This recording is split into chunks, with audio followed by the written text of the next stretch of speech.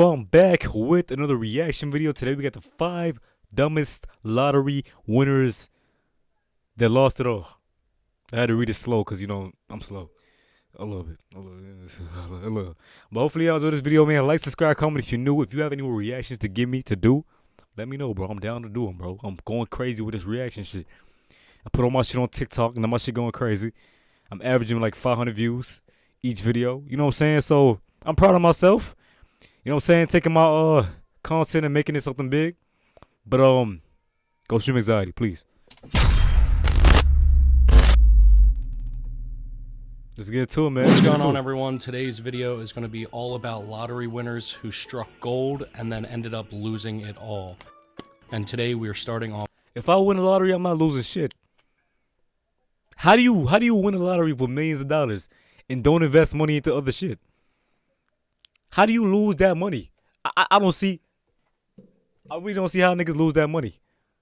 If I get that money, I'm not losing it. Hands down. Listen. And I can't even speak like that because I'm not in that position to have that money. I ain't had that money yet. But I know damn well I ain't spending $50 million. The fuck, going bankrupt off $50 million? Crazy.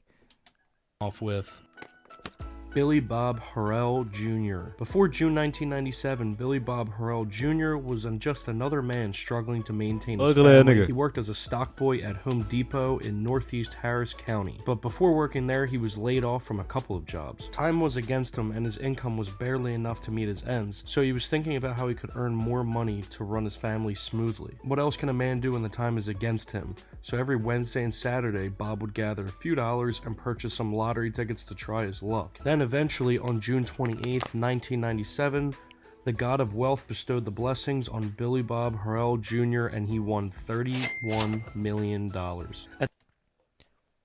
You telling me you fumbled $31 million? Smack yourself, nigga. Smack yourself ASAP. Smack yourself. How do you fumble $30 million? Lottery be changing the wrong nigga's life. I swear to God, I'm not fumbling $31 million. I don't care what nobody say. The lottery be saving the wrong nigga's life. You know what I could do with $31 million? Buy a fucking house and with land and make more houses on that land and invest in it and let people buy it and get more money off that.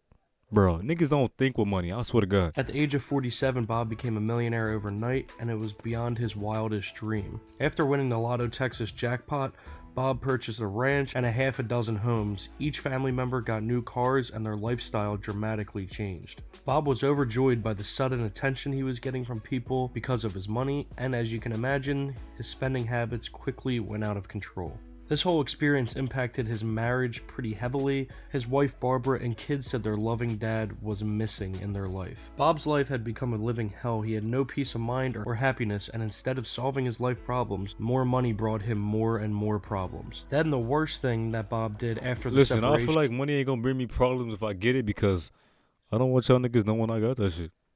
I'm not letting nobody know I got money. Fuck, nigga. Fuck, what? No. Money only becomes a problem if motherfuckers know you have it.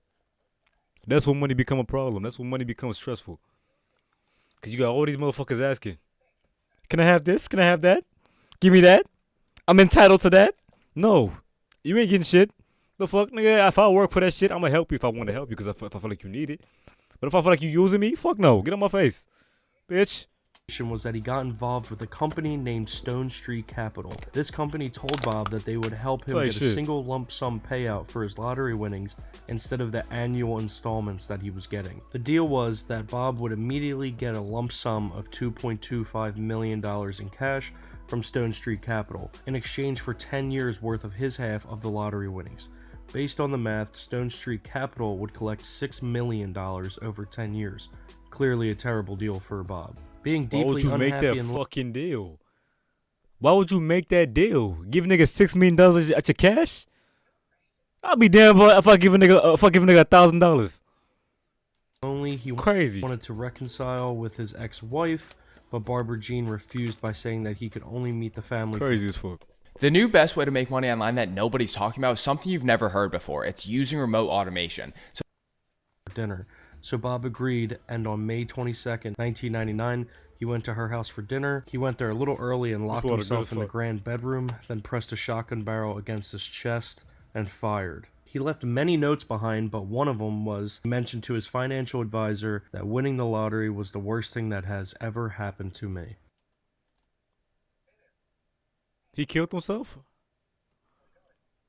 I'll take back everything I said. I'm sorry, dog. I didn't know you. Damn. Rest in peace. Up next is Michael Carroll. Oh, shit.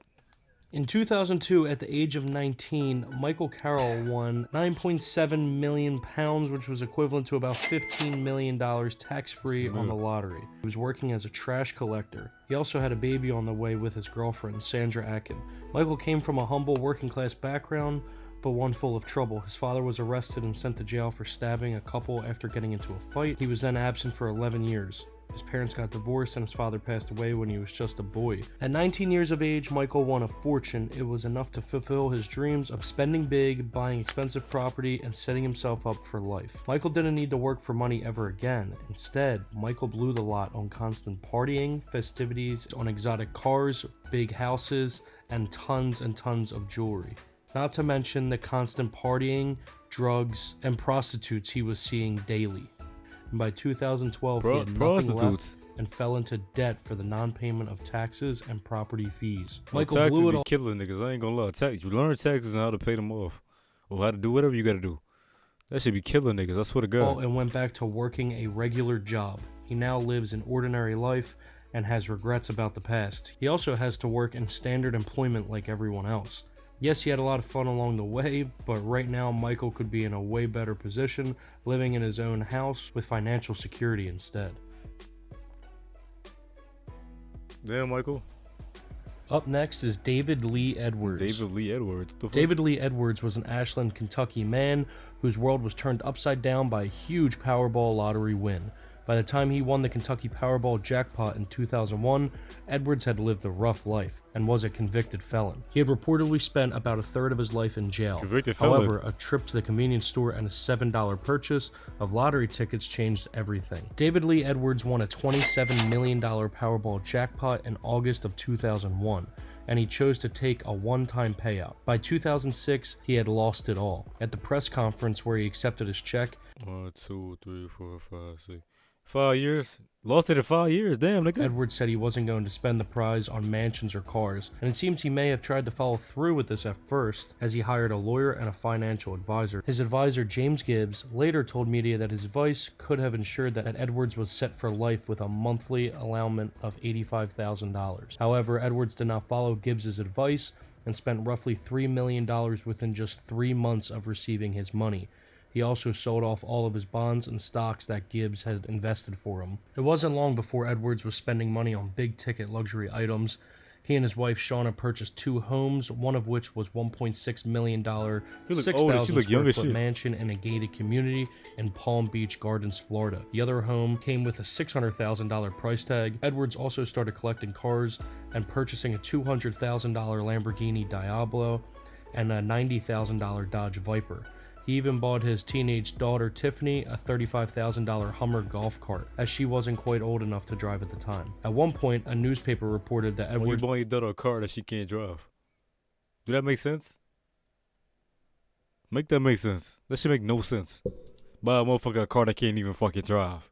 Wasting money, nigga. Give it to someone who can drive that shit. Had $1 million worth of cars sitting in his driveway. However, high-end cars weren't the only kind of transportation Edwards had a liking for. He also bought a $1.9 million private jet so that he could fly between his home in Florida and his old home in Kentucky. Edwards also bragged about purchasing a $30,000 plasma screen TV, a $78,000 gold and diamond watch, and a $160,000 ring. In addition to collecting cars, these ads is fucking killing me. God damn.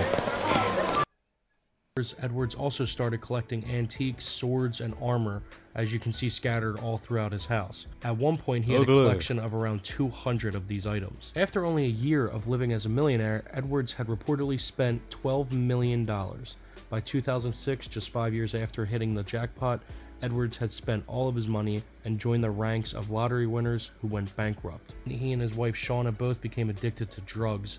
They were arrested multiple times for possession of crack cocaine, heroin, and prescription pills. Shauna was in and out of rehab. James Gibbs also stated that Edwards would often supply his friends with drugs, many of whom have died of overdoses. When his friends passed away, Edwards could pay for their funerals. As though things couldn't get any worse, David and his wife both contracted hepatitis as a result of their drug use, and by the time they ran out of money, they were living in a rundown storage unit. Shauna eventually separated from David and got remarried. However, it doesn't appear that Edwards was able to turn his life around and ended up passing away in 2013 in hospice care. He was 58 when he died and had no money to leave for his daughter to inherit, breaking the very promise that he made so publicly after his win. Andrew Jackson Whitaker Jr., born October 9, 1947, was an American businessman in the construction industry. He was noted for being the winner of a 2002 lottery jackpot. His win was $314.9 million in the Powerball multi-state lottery, and it was, at the time, the largest jackpot ever won by a single winning ticket in the history of the American lottery. After winning the lottery, he had several brushes with the law and personal tragedy. How you lose that?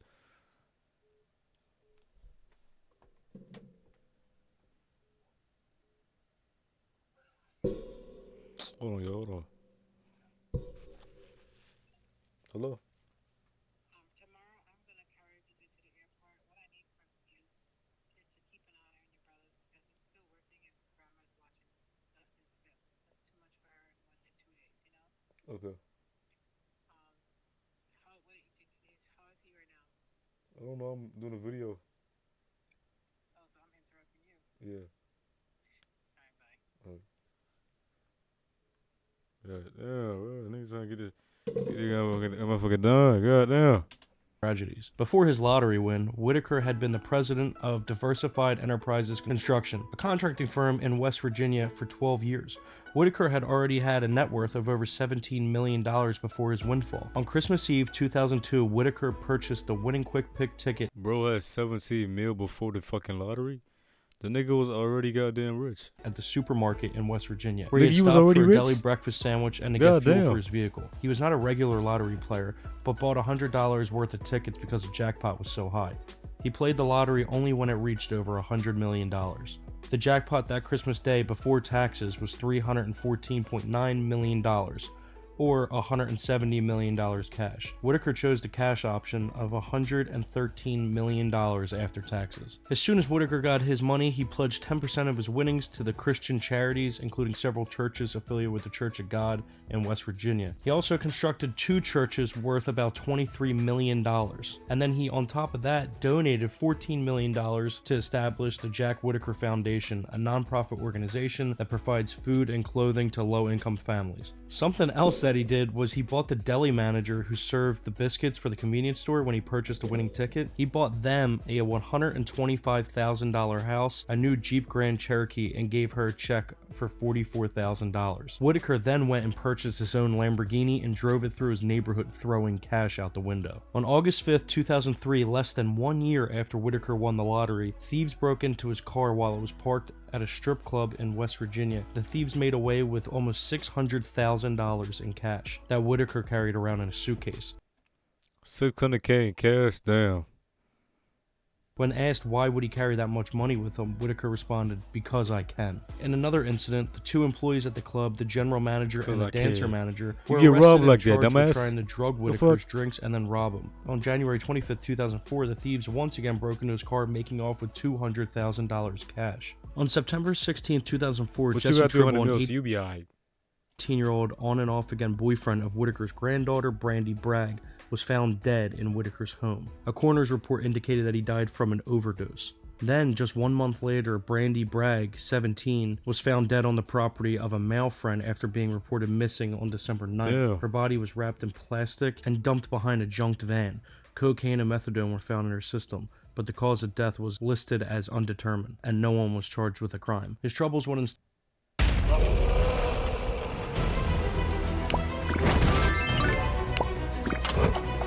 stop there. Whitaker was then later sued by Caesars Atlantic City Casino for bouncing $1.5 million worth of checks to cover gambling losses. He countersued, saying that the losses were supposed to be credited due to a slot machine he developed, and that they in fact owed him money. On January 11, 2007, a legal complaint against Whitaker alleged that he claimed thieves took all his money. The thieves, according to the account, went to 12 branches of the City National Bank and cashed 12 checks. The incident came to light when Whitaker had not been paying money to a woman he had previously sued him. Then 2 years later, Ginger Whitaker Bragg, Whitaker's 42-year-old daughter, the mother of Brandy Bragg, was found dead in West Virginia with no explanation given. Whitaker Ew. had tons of troubles with already losing a lot of his fortune. And on December 2nd, 2016, around 7 a.m., Whitaker's home in Bland County, Virginia, was reported to be on fire.